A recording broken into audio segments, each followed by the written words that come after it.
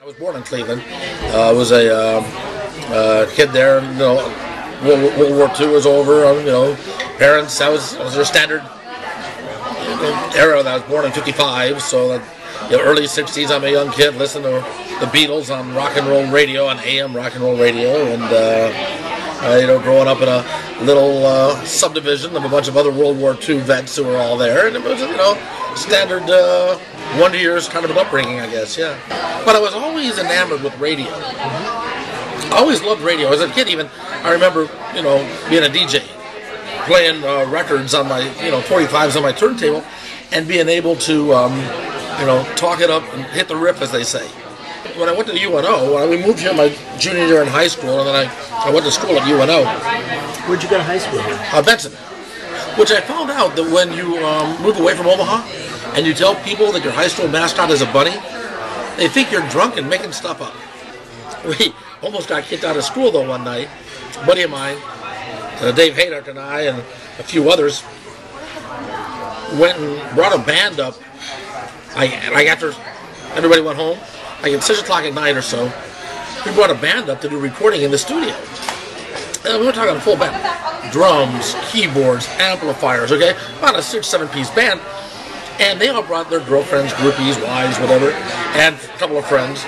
So we wound up doing this recording session that was this big, humongous party. I mean, it turned into this, everybody brought beer and stuff, and everybody's in this big, wild party. And then it became like 10:30, time for the last radio show. And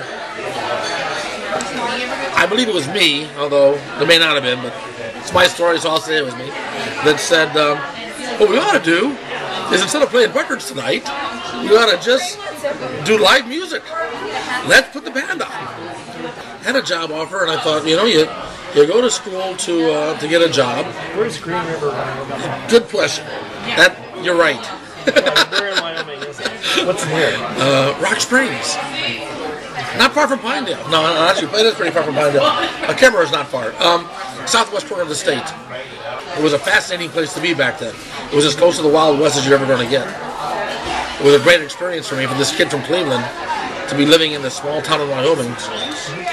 It was an incredible experience. Then I got into sales because, again, with his voice, I didn't think I'd go very far with his voice. I didn't think I'd go very far with my broadcast career. Because remember, back in this day, especially, all the announcers had really deep, rich baritone voices, and like in the FM stations, they're all and now here's another 10 Led Zeppelin songs in a row. And they all sounded stoned and whatever. And here I am, high-pitched voice with all this personality on the radio. They wanted nothing to do with it. It was like, you're not marketable. But I still loved radio, so I went into advertising sales. I was doing that at the time the comedy boom was hitting. And a comedy club opened up in Albuquerque. And they had open mic night. And I went one night, saw some of the open micers, and again, much like I got into radio, I saw some guys that were just incredibly bad, and said, well, hell, I can do that. I'm at least better than that guy. Was it during this stretch? I read somewhere you met Jerry Seinfeld. Oh yeah, during the late 80s, early 90s, I worked with Jerry Seinfeld before he had the TV show, when he was still working clubs. Seinfeld, Sam Kinison, Louis Black, worked with Drew Carey.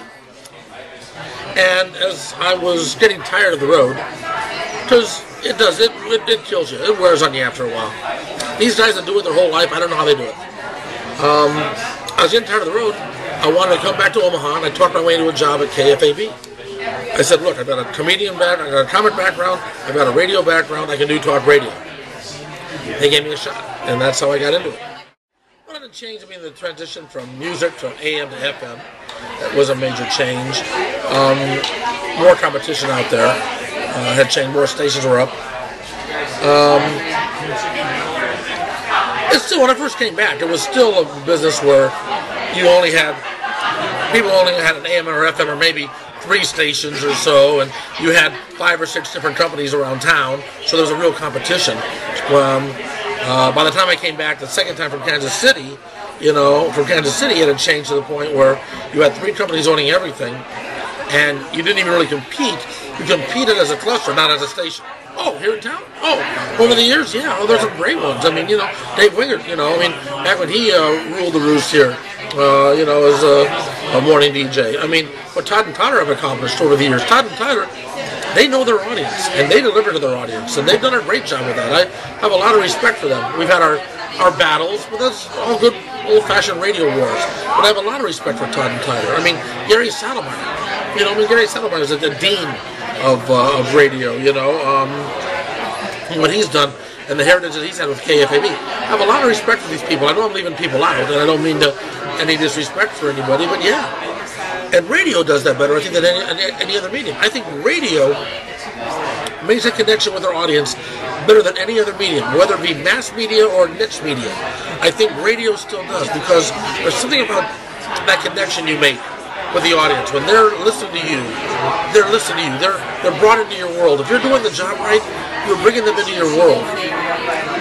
You're bringing them into your world, and when you bring them into your world, they have a real connection. I mean, nobody has a favorite TV station. Nobody has a favorite newspaper, per se. They have favorite radio stations. They have favorite on-air personalities. And even with what I think Consolidated Corporate Radio is trying to do to kill it, I still think that they can't, because there's still that need. And what's happening now, I think, in radio, I make the analogy, it's like a forest fire going through Yellowstone. At the time, it's devastating. At the time, it's awful.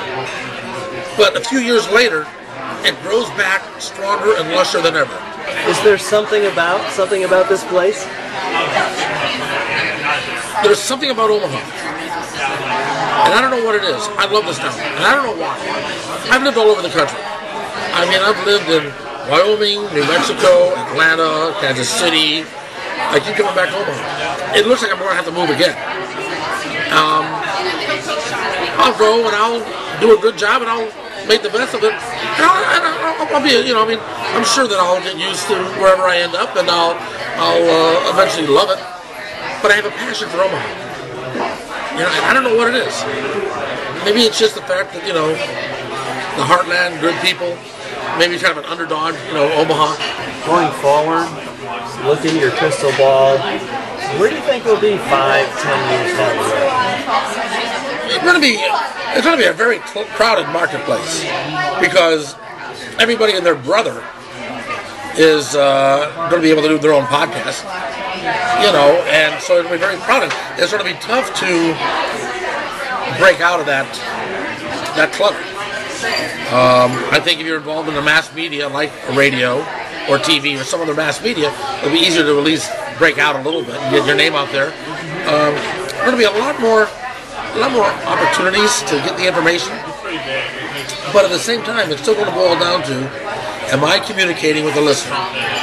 It still boils down to that basic, no matter all the technology you got. Am I making that connection with the audience? And if I'm making that connection with the audience, then guess what? Then you're going to go and you're going to tell your friends, hey, check out this podcast, check out Tom Becka online, listen to him over here, you got to hear the show. And then they like it, then they're going to tell their friends, and it will expand. Yeah, the book is There's No Business Without the Show, available on Amazon.com. Let me do a plug. The book came along. I always wanted to write a book, but never found I had anything unique enough to sell. What do I got that I can offer that's different than somebody else? And when I came up with the idea of There's No Business Without the Show, which really the title came up first, and it was like, that's it. It sort of wrote itself after that, but it took me 10, 15 years to get to that title. No matter what line of work you're in these days, no matter what you do, you're in show business. I mean, you're a professor. If you want to get your students' attention, you've got to put on a show. You can't just be saying, okay, class, here's the facts, right? You're going to lose them. You've got to, hey, kids, here's something shiny, and now pay attention to this. I mean, that's what you got to do. And too many people don't realize that. They don't realize you've got to build an image, you've got to build name recognition, you've got to build a fan club, you've got to deal with rejection. You got to deal with all this stuff, and too many people don't realize that. So at least I try to get that out there so people understand a little bit more, that especially in this multimedia world where there's a flip camera everywhere you turn, that you're in show business. You should tell your students that they need to learn how to communicate. They need to learn about how to understand that they are going to be in show business. They're also going to have to understand that if to do it right, to do good communication right, whether it be radio, newspaper, TV, it's going to have a toll on their personal life. Because you're married to the medium. You're married to that job. My job is being Tom Becka. I don't get away from that. Okay? I've gone out on dates where women have said, I don't like going out because I feel like I'm always being watched. Well, it's not that I'm that big of a deal, but I'm a big enough deal that people know who I am, and therefore it does happen. It's part of the job. And if you don't like that, if you don't want that, then find something else to do. Because to do it right, it will take a toll on your personal life. I mean, broadcasters that have been married 3, 4, 5 times. It just comes with the territory.